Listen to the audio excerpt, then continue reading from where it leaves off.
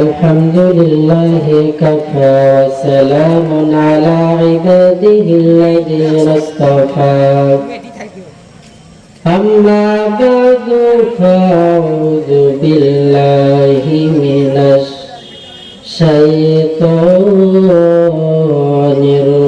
الرجيم بسم الله الرحمن الرحيم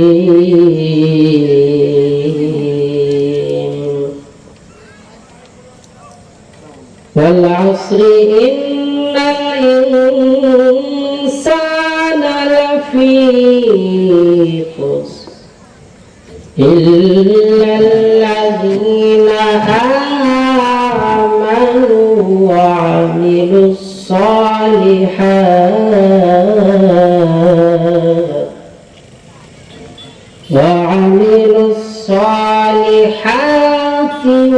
وتواصوا بالحق وتواصوا بالصبر. وقال النبي صلى الله عليه وسلم أخلص دينك يكفيك العمل القليل أو كما قال النبي عليه الصلاة والسلام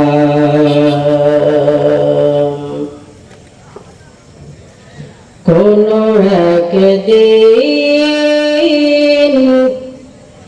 এদেশের আকাশে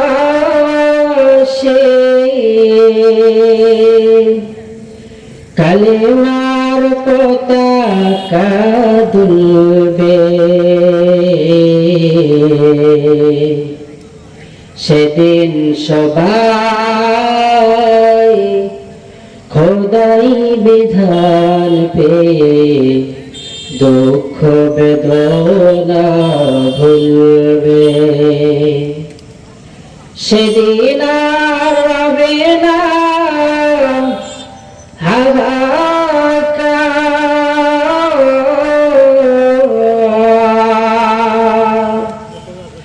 অন্যায় জুলুম অবিচার, থাকবে না অনাচার দুর্নীতি কদাচার, সকলেই শান্তিতে থাকবে। যেদিন সবাই খোদাই বিধান পেয়ে দুঃখ বেদনা ভুলবে। আলহামদুলিল্লাহ,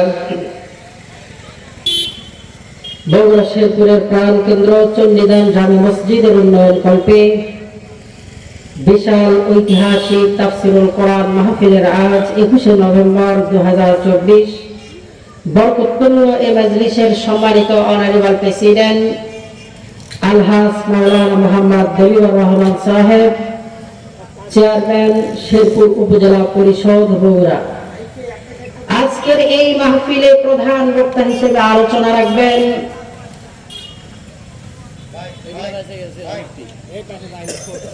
বিশিষ্ট ইসলামী চিন্তাবিদ আলহাজ মাওলানা মোহাম্মদ আজিজুল হক জিহাদি সাতক্ষীরা সাহেব দামাত বরকাতুহুল আলিয়া।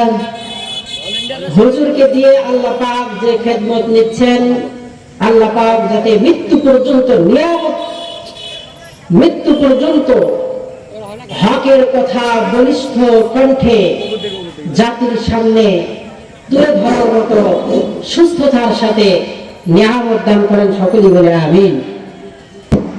আলহামদুলিল্লাহ, আমরা মুসলিম জাতি, আমাদের অবস্থা বর্তমান ভালো না খারাপ? সারা বিশ্বের মুসলিম জাতি আজ এক অশান্তির বেড়াজালে আবদ্ধ।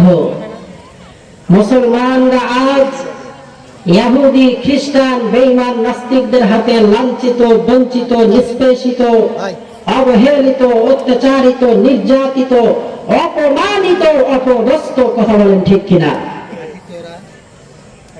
এমন একটা দিন আমাদের সামনে আসবে ইনশাআল্লাহ, যেদিন এদেশে কালেমার পতাকা পথ করে উঠবে। প্রত্যেকটা ভবনে, প্রত্যেকটা শিক্ষা প্রতিষ্ঠানের সামনে, এমনকি সংসদ ভবনের সামনেও কালেমার পতাকা ইনশাআল্লাহ নির্বিঘ্নে, কোনো ভয় থাকবে না, যেখানে কালেমার পতাকা পথ করে উঠবে। কথা বলেন ঠিক কিনা? আমরা মুসলিম জাতি, মুসলমান এমন একটা জাতি, যে জাতি সামনে আগমন হয় কোন বাতিলের ভয়ে, কোন বেঈমানের ভয়ে, কোন নাস্তিকের ভয়ে, কোন মুসলমানের পা এক বিন্দু পরিমাণ পিছনে সরতে পারে না। কথা বলেন ঠিক কিনা? মুসলমান বুলেট তাদের বুকে লাগে, পিঠে নয়। আর যেই সমস্ত মুসলমানগুলো মুনাফিক, ওই সমস্ত মুসলমানদের বুলেট গুলো পিঠে লাগে, বুকে নয়। কারণ তারা জিহাদের ময়দান থেকে, যুদ্ধের ময়দান থেকে ভয়ে পিছন দিকে পলায়ন করেছে। কথা বলেন ঠিক কিনা? আমরা মুসলিম জাতি গত দীর্ঘ 16টি বছর আমাদের উপরে যে রকম জুলুম, নির্যাতন আর নিপীড়নের স্টিমরোলার চালানো হয়েছে, এটা জাহিলিয়াতের বর্বরতার, অসভ্যতাকে হার মানায়। কথা বলেন ঠিক কিনা? জাহিলিয়াতের বর্বরতার, অসভ্যতার যুগ এমন খারাপ ছিল, যেই রকম যুগ অতীতে আর ছিল না, সামনে আর আসবে না। কিন্তু আমরা যে একটা সময় আমরা অতিবাহিত করেছি ফেসিবাদী জালেম শাহীর অধীনে, আমরা দেখেছি মায়ের সামনে নিজের সন্তানকে, নিজের মেয়েকে উলঙ্গ করে, ধর্ষণ করে, গলা কেটে হত্যা করা হয়েছে। নিজেদের সন্তানের সামনে নিজের মাকে ধর্ষণ করে, উলঙ্গ করে, কেটে কেটে হত্যা করা হয়েছে। একটা কথা বলার মতো মানুষ এই বাংলার জমিনে ছিল না। কথা বলেন ঠিক কিনা? জাহিলিয়াতের যুগ এত খারাপ ছিল, কিন্তু এইরকম একটা দৃষ্টান্ত আমি আপনি দেখাতে বাধ্য হব, যে সন্তানের সামনে, স্বামীর সামনে, জাতির সামনে একজন মহিলাকে উলঙ্গ করে, বিবস্ত্র করে, টুকরো টুকরো করে কেটে ফেলা হয়েছে। এমন একটা যুগ আমরা অতিবাহিত করেছি। আল্লাহ পাক আমাদেরকে বাতিল যখনই যেই রকম রূপ ধারণ করে এসেছে, আল্লাহ তাআলা বাতিলকে নির্মূল করার লক্ষ্যে, বাতিলকে নাস্তানাবুদ করার লক্ষ্যে আল্লাহ তাআলা হকের ঝান্ডা দিয়ে এক ঝাঁক নবীন প্রবীণ আল্লাহ তাআলা যখন যাকে মনোনীত করেছেন, আল্লাহ তাআলা যখন যাকে পছন্দ করেছেন, তার দ্বারা বাতিলকে এই জমিন থেকে নাস্তানাবুদ করে দিয়েছেন।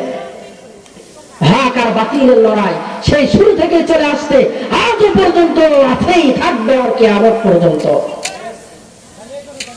বাতিল যখন বেঈমান নমরুদের রূপ ধারণ করে এই জমিনের ভিতরে আত্মপ্রকাশ করেছিল, সে বাতিলকে উৎখাত করার জন্য, মাটির সঙ্গে মিশিয়ে দেওয়ার জন্য আল্লাহ তাআলা আমাদের জাতির পিতা ইব্রাহিম খলিলকে হকের ঝান্ডা দিয়ে নমরুদকে নেংরা মশা দ্বারা দুনিয়ার থেকে বিদায় করতে বাধ্য হয়েছে।